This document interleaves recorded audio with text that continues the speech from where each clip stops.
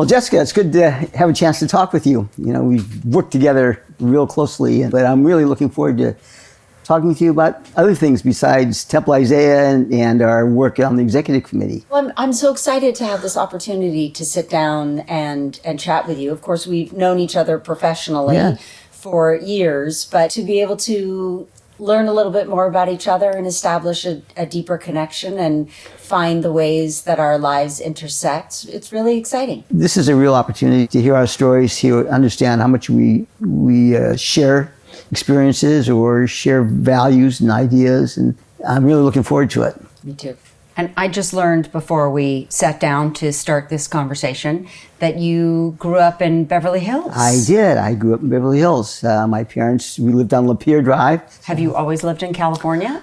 My mom was born in Fresno, my dad in Berkeley, and so I'm a second generation, and my son is a third generation. Fascinating. I don't know a lot of people who are from California, let alone their parents are from California. I have a picture of my grandmother who was living in San Francisco. It was in a book where documenting the 1906 earthquake, and she was camped out in Golden Gate Park. Wow. Yes, That's very interesting. Yeah. So, how about you? I was born in New York. New York. Moved here with my parents when I was 6. My mother was raised in Philadelphia, and my father, interestingly, was raised in Aruba in the Caribbean. Oh, really? His parents left Poland in the late 1920s and got as far as Aruba. And so that's where my father grew up. One of the things that has always inspired me about you and Elaine, in addition to both of you, your deep commitment to service and Judaism, is how much you guys travel. You guys have done so many trips. One that I remember and think about is your trip to Alaska, which I would like to copy one day.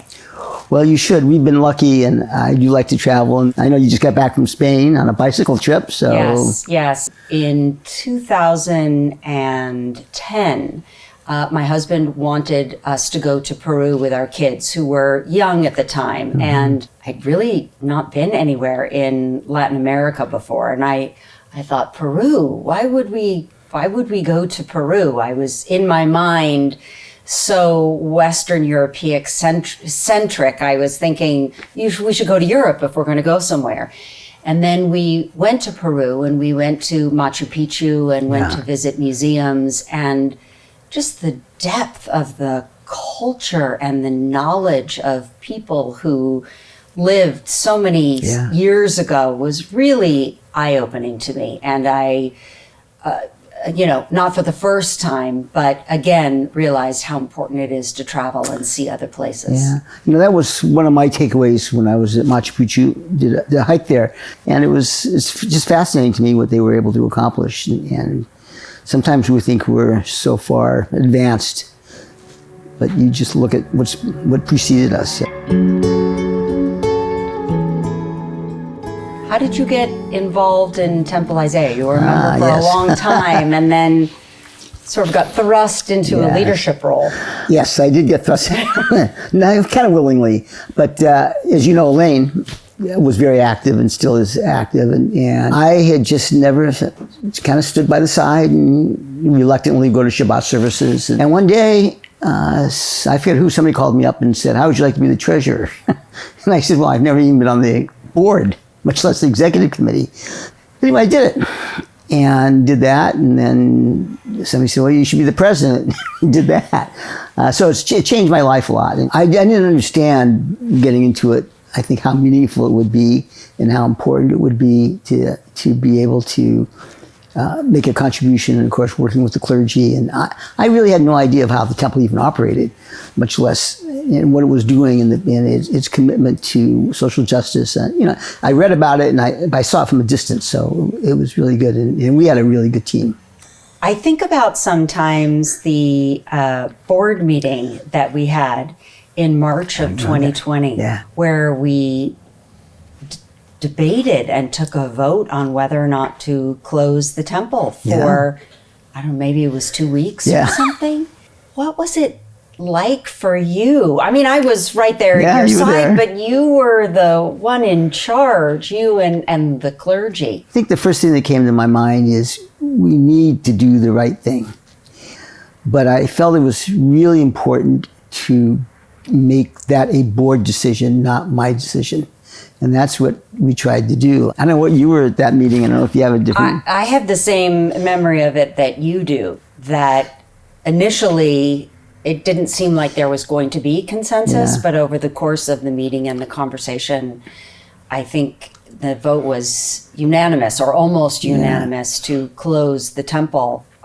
It was an extraordinary meeting and such a great example of your leadership, giving everybody the space to have the conversations that they need to have and to come to their own conclusions.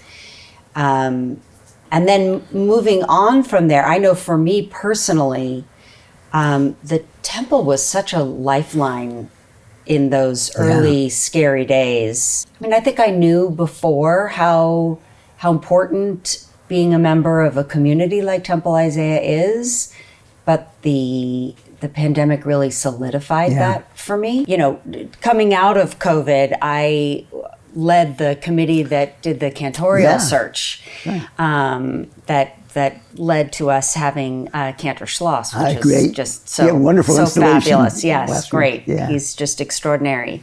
And I loved everything about doing that, about working with the other congregants on that committee and talking to clergy members all throughout the United States and even in other parts of the world. We spoke to a couple of cantors that were not in the U.S.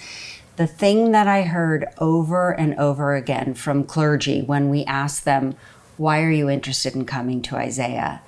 They said, your clergy team and your community is like nothing else that we've ever experienced. The kind of partnership and cohesiveness between the clergy themselves, between the congregation, and between the clergy and the congregation is unparalleled. And that was just so deeply meaningful to hear from people all over the country.